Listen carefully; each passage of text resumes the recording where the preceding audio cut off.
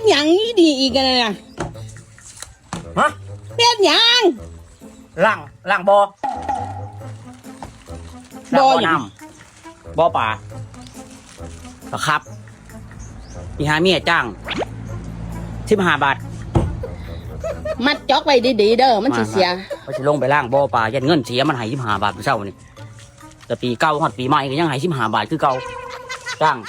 ล่างให้มันแล้วมันบอกอยู่พุ่นอยู่กับจานหนิงเพราะว่าสิล่างบ่อปลานะจะบ่มีเวียกพอย่างเงื่องกล่องแต่คนเนี่ย